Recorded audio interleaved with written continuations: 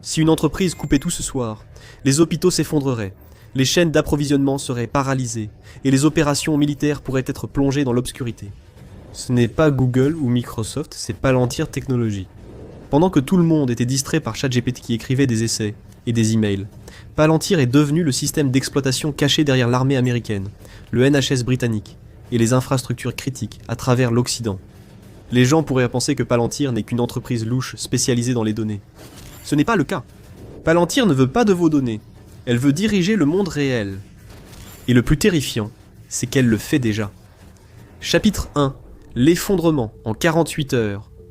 Cela peut sembler dramatique, mais Palantir a la capacité de paralyser des nations. Au Royaume-Uni, Palantir fait partie intégrante de l'infrastructure des soins de santé publique. Si Palantir retirait son logiciel, les administrateurs d'hôpitaux perdraient l'accès à des systèmes d'urgence essentiels pour gérer le flux des patients. Les cliniques ne pourraient plus prédire les risques, prioriser les patients, ni accélérer les soins pour sauver des vies. Le personnel devrait utiliser des systèmes de dossiers médicaux électroniques plus lents, tandis que les salles d'attente se rempliraient et que la pression augmenterait. Pendant ce temps, les grands ports et centres logistiques mondiaux seraient engorgés, provoquant de gros retards sur les produits essentiels comme l'alimentation. L'optimisation des itinéraires s'effondrerait, entraînant un chaos mondial, y compris dans les zones de combat. Les flux de renseignements seraient coupés, laissant les commandants aveugles face aux menaces et incapables de planifier efficacement. La vie des gens serait aussitôt en danger. Mais d'abord, merci aux sponsors de cette vidéo, World of Warships. Avez-vous rêvé de commander les navires de guerre les plus célèbres ? World of Warships est un jeu de combat naval tactique gratuit, où vous prenez le contrôle de destroyers, croiseurs, cuirassés, porte-avions et sous-marins, chacun ayant son propre rôle, sa stratégie et son style de jeu. C'est le moment idéal pour commencer, car World of Warships fête le 250e anniversaire des États-Unis, avec un événement spécial de la fête de l'indépendance. Du 17 juin au 15 juillet, les joueurs revivent l'histoire lors de batailles, remportent des récompenses exclusives et célèbrent l'héritage naval américain, avec des peintures, étapes narratives et vidéos de récompenses. Ce que j'aime vraiment, c'est à quel point il est facile de commencer. Participez à des batailles avec des amis, choisissez un navire adapté à votre style et coopérez sur des cartes aux navires détaillés, effets d'eau réalistes, météo dynamique et graphismes améliorés pour des affrontements impressionnants. Pendant l'événement, chaque semaine a sa propre progression et vous pouvez avancer simplement en jouant.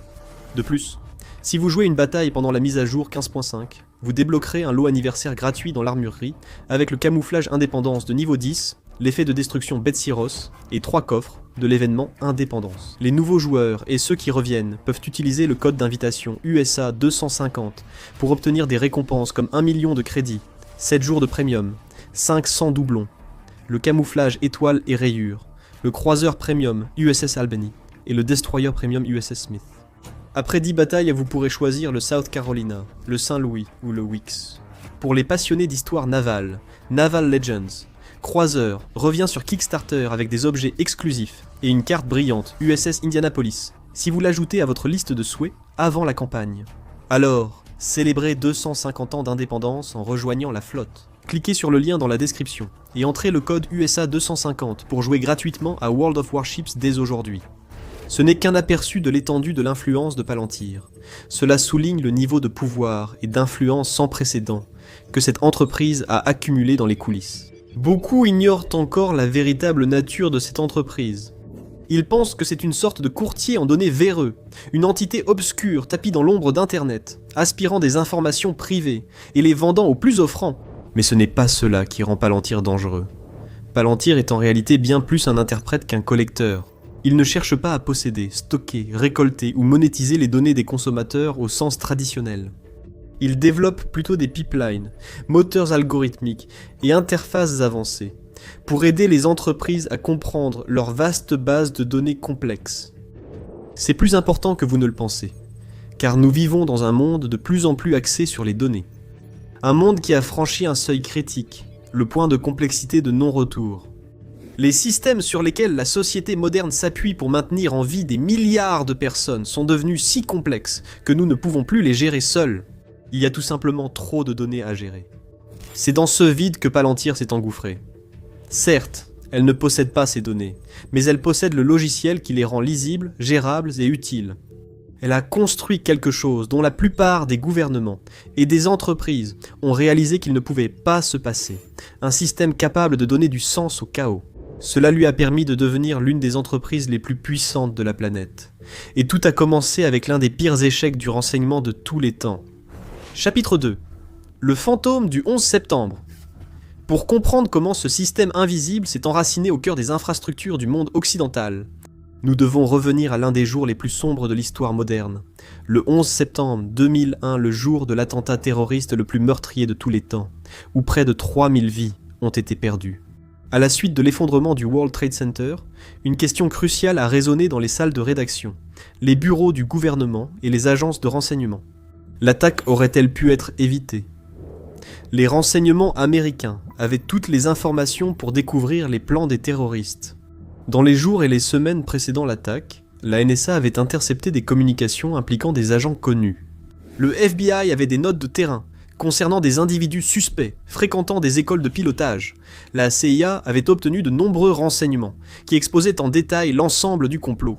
Ils savaient que des terroristes envisagèrent d'utiliser des avions comme armes. Ils savaient qu'Oussama Ben Laden préparait une attaque et les agences de renseignement avaient identifié certains futurs pirates de l'air avant le 11 septembre. Tous les indices étaient là, mais ils n'ont pas pu faire le lien. Il y en avait trop. Les analystes du FBI voyaient une partie, la CIA en voyait une autre. Personne n'a réussi à tout rassembler et à comprendre l'ampleur de ce qui allait se passer avant qu'il ne soit trop tard. L'échec venait non du manque de renseignements, mais d'une absence d'intégration. Si les systèmes des agences avaient été mieux reliés, des milliers de vies auraient pu être sauvées. Ce genre de choses ne pouvait plus être permis. Il fallait trouver une solution. C'est là qu'intervient Palantir. Fondée par Alex Karp, Peter Thiel et une petite équipe d'ingénieurs, l'entreprise s'est donnée pour mission de créer un système capable de rassembler des signaux fragmentés dans un seul environnement. Un système pouvant intégrer d'énormes quantités de données provenant de différentes sources sur une seule plateforme. Les utilisateurs auraient une vue quasi divine de ce qu'ils analysaient. Du jour au lendemain, repérer des schémas et cartographier des réseaux devenait plus facile que jamais. Mais attraper des terroristes n'était qu'un test bêta. La véritable avancée consistait à comprendre comment faire en sorte qu'un ordinateur comprenne le monde physique. Voici une question. Si deux personnes investissent la même somme, pourquoi l'une réussit-elle souvent mieux ? Ce n'est pas une question de chance. Tout commence par deux mythes, auxquels des millions d'investisseurs croient encore. Démystifions-les avec le sponsor d'aujourd'hui, Mintos. Mythe numéro 1. Les actions sont le seul moyen de faire croître régulièrement votre épargne. Eh bien, les actions sont volatiles. Le S&P 500 américain connaît de fortes baisses chaque année. Et en 2025, il a chuté de près de 19% avant de se redresser. Cela peut être stressant et amener de nombreux investisseurs à faire des erreurs coûteuses, sous le coup de l'émotion. Mythe numéro 2. Les actifs à revenus fixes sont compliqués et ne sont pas destinés aux investisseurs ordinaires. En réalité, investir dans le revenu fixe est plus simple que vous ne le pensez. Le marché européen de l'investissement alternatif pour les particuliers a presque doublé en seulement 5 ans. C'est là que Mintos entre en jeu. Mintos est une plateforme facile à utiliser qui vous permet d'investir dans des prêts, des obligations et de l'immobilier en seulement quelques clics. L'objectif est simple. Gagnez un revenu régulier sans dépendre des hauts et des bas du marché boursier et répartissez les risques. Les prêts sur Mintos ont offert un rendement net annuel moyen de 8,8% depuis 2015, ce qui est supérieur à un compte d'épargne. Mintos a été fondé en 2014 et compte plus de 700 000 investisseurs à travers l'Europe, gérant plus de 800 millions d'euros d'actifs pour les investisseurs. Investissez dès 50 € avec une gestion automatisée ou gardez le contrôle total. Pour recevoir un bonus de bienvenue exclusif, scannez le code QR ou cliquez sur le lien dans la description. Voilà, c'est fait. 2 mythes sur l'investissement ont été démystifiés. Investissez dès aujourd'hui avec Mintos. Chapitre 3. Le jumeau numérique. Qu'est-ce que l'ontologie ? Derrière l'ascension de Palantir Technologies se cache une idée en apparence simple appelée l'ontologie. Et pour comprendre pourquoi c'est important, il faut d'abord comprendre la solution préférée du monde de l'entreprise face à la surcharge d'informations, le lac de données. Comme son nom l'indique, c'est un grand réservoir numérique où les entreprises peuvent stocker toutes leurs données. Peu importe d'où proviennent les données, leur format ou si elles sont structurées ou non, tout finit simplement dans le lac. Cela peut inclure tout, des journaux de serveurs aux données des réseaux sociaux, en passant par les images, les vidéos, les fichiers texte, les bases de données financières, et bien plus encore. et cela comporte des limites évidentes. Les lacs de données stockent d'énormes quantités d'informations, mais dès qu'on tente de les utiliser, tout se dégrade. Car la plupart des data lakes deviennent finalement des data swamps. Ils sont troubles et désordonnés, composés de millions de lignes de texte et de chiffres, mais sans aucune explication sur la signification de ces symboles. Palantir voulait changer cela, alors ils ont créé l'ontologie. C'est un jumeau numérique ou un clone des opérations d'une entreprise. Tous les points de données déconnectés de l'entreprise sont organisés en catégories spécifiques d'objets, d'actions, de propriétés et de liens. Alors que les data lakes rassemblent les informations sous forme de lignes interminables et incompréhensibles de textes et de chiffres, l'ontologie les organise en termes concrets du monde réel que les gens peuvent réellement comprendre. Quand un utilisateur accède à l'interface de Palantir, il ne voit ni feuilles de calcul dense, ni code abstrait. Il voit des écosystèmes visuels intuitifs composés de nœuds interconnectés. Un administrateur d'hôpital pourrait voir des objets étiquetés comme lit ou patient, avec des liens qui les relient entre eux. Cela leur permet de mieux visualiser le déplacement des patients et de maîtriser leurs opérations. Un commandant militaire verra des étiquettes comme cibles, drones et munitions, ce qui facilite la planification de ses actions à partir de données réelles du champ de bataille. En résumé, l'ontologie donne du sens aux données, les rendant plus compréhensibles et précieuses pour ceux qui en ont besoin. Ainsi, les dirigeants de Palantir qualifient les plateformes de l'entreprise de systèmes d'exploitation. Ce n'est pas quelque chose que vous utilisez au-dessus de vos systèmes, mais quelque chose qui se trouve sous tout le reste, reliant tout ensemble. Tout est assemblé dans un seul modèle vivant de la réalité. Cette logique de niveau militaire était théorique pour le monde civil. C'était jusqu'à ce qu'une catastrophe mondiale force le secteur privé à l'adopter. Chapitre 4. Opération Warp Speed. La preuve civile. Aujourd'hui, Palantir compte parmi les plus grandes entreprises mondiales, mais pendant ces 10 premières années, très peu de gens la connaissaient. Elle opérait surtout dans le secteur du secret défense comme outil spécialisé, soutenant le renseignement militaire et la lutte antiterroriste pour identifier les menaces et prévenir les tragédies. En 2013, la liste des clients de l'entreprise était courte, mais elle comprenait certaines des agences les plus puissantes du monde. La NSA, le FBI, la CIA, l'armée de l'air américaine, le corps des Marines, même West Point. Puis survint un autre moment clé de l'histoire moderne qui allait façonner l'avenir de Palantir et du monde. La pandémie mondiale de Covid-19. Alors qu'un nouveau virus mortel balayait la planète, le gouvernement des États-Unis a été confronté à l'un des défis logistiques les plus complexes de tous les temps, l'opération Warp Speed. L'objectif était de distribuer littéralement des centaines de millions de doses du vaccin contre la Covid-19 très instable et sensible à la température. Il est impossible de surestimer l'ampleur de ce défi ou la quantité de données impliquées. Les vaccins devaient arriver à temps, aux bons endroits et aux personnes qui en avaient le plus besoin. Une grande partie de ces données étaient dispersées dans d'autres systèmes et silos qui n'étaient pas seulement séparés, mais historiquement incompatibles les uns avec les autres. Mais Palantir a fourni une solution, Tiberius, conçue spécifiquement pour le département de la santé et des services sociaux, ou HHS, pour la gestion, la logistique et la distribution des vaccins contre la Covid-19. Tiberius a intégré des flux de données provenant de 50 États de 8 territoires et de milliers de pharmacies privées. Il était effectivement responsable de fusionner 50 puzzles différents en une seule image, le tout en temps réel. C'était le moment de vérité pour Palantir. C'était le moment de briller, et de prouver qu'il n'était pas seulement destiné à des applications militaires, mais qu'il pouvait aussi apporter une valeur sans précédent à l'économie civile. L'entreprise a réussi haut la main.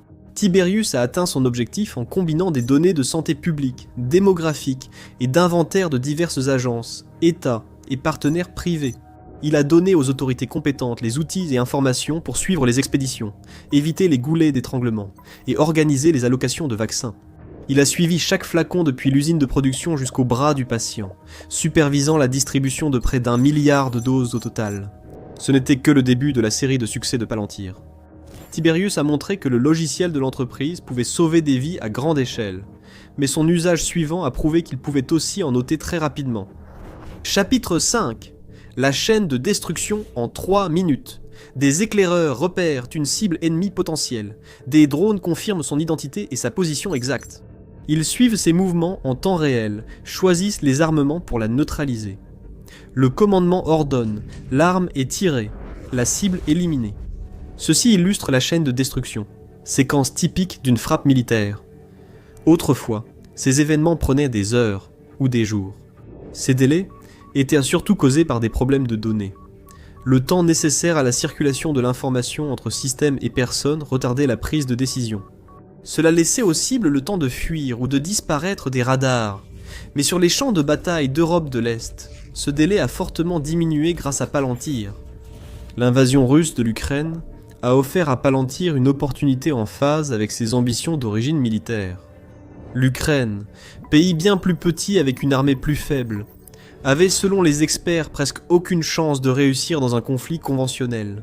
La seule façon pour elle de survivre, et encore moins d'avoir une chance de gagner la guerre, était de réécrire les règles de l'engagement. Palantir a rendu cela possible. Elle a donné à Kiev un logiciel réduisant la chaîne de destruction à moins de 3 minutes.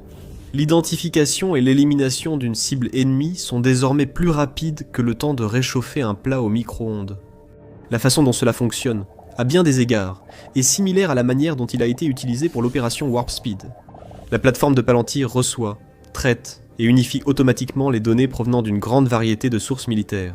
Elle reçoit des flux de drones, des capteurs thermiques, des communications radio-cryptées et des images satellites.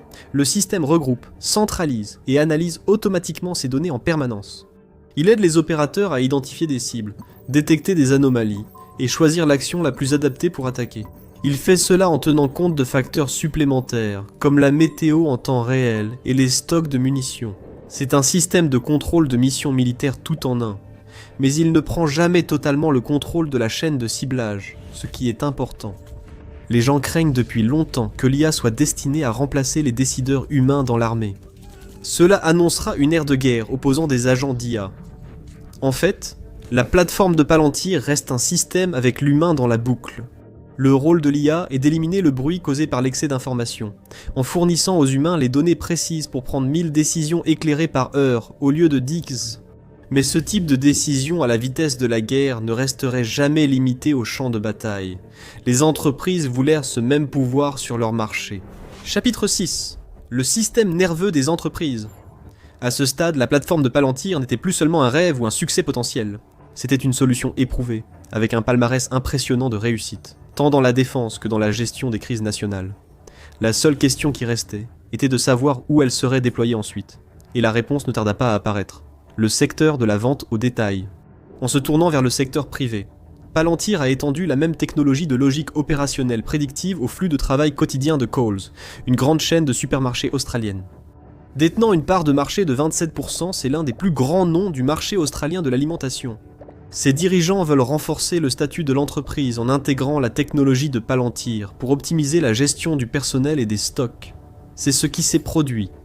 La plateforme de Palantir traite désormais 10 milliards de lignes de données chaque jour dans plus de 840 magasins Coles. Pour mettre cela en perspective, cela représente plus qu'assez de points de données pour donner à chaque personne sur la planète sa propre liste de courses personnalisées chaque jour. Le programme de Palantir combine données historiques et informations en temps réel, permettant aux responsables de magasins de réagir immédiatement et d'ajuster les plannings du personnel. Les livraisons sont optimisées et réorientées. Le programme régit le magasin en temps réel, jusque dans les moindres détails, mais l'entreprise est allée plus loin. Elle a continué à étendre son implantation dans le monde, cherchant de nouvelles opportunités et secteurs où s'implanter. Au Royaume-Uni, la technologie de Palantir a été déployée dans tout le NHS pour gérer les retards et rationaliser les listes d'attente des patients.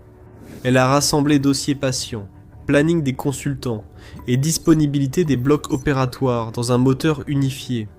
En conséquence, le Chelsea and Westminster NHS Trust a ensuite signalé une réduction de 28% des listes d'attente pour les patients hospitalisés, après être passé à Palantir Foundry. C'est l'équivalent de réduire une file d'attente de 10 000 personnes à seulement 7 200. C'est une statistique impressionnante, et que Palantir a depuis mise en avant comme une preuve de l'impact de sa plateforme. Cependant, le British Medical Journal a depuis remis en question la validité de ce chiffre. Cela a soulevé la question de savoir si cette réduction était entièrement due à Palantir, ou le résultat d'un éventail plus large de facteurs, comme les réajustements post-pandémiques. Quoi qu'il en soit, la tendance structurelle de fond est claire. Des supermarchés aux hôpitaux, de plus en plus d'industries et d'institutions adoptent la logique de police prédictive de Palantir. Et quand cela arrive, lorsque les supermarchés et les cliniques branchent toute leur existence dans le cerveau de Palantir, un nouveau problème permanent émerge. Chapitre 7. Le piège de l'ontologie. La plateforme de Palantir se déploie rapidement et sans problème grâce au bootcamp de la plateforme d'intelligence artificielle, ou AIP. Autrefois, vendre des logiciels d'entreprise à grande échelle aux entreprises du Fortune 500 ou à des organisations nationales était un processus long et difficile. Cela impliquait souvent des cycles de vente de 6 à 9 mois, avec de nombreuses réunions marketing, présentations commerciales, consultations techniques et examens de sécurité. Grâce à ces bootcamps AIP, Palantir a réussi à condenser ce processus en 5 jours. Voici comment cela fonctionne. Palantir convie ingénieurs et dirigeants à un programme d'intégration intensive de 5 jours. Pendant cette période, les données de l'organisation sont rassemblées à partir de divers flux fragmentés et intégrées dans la plateforme AIP unique.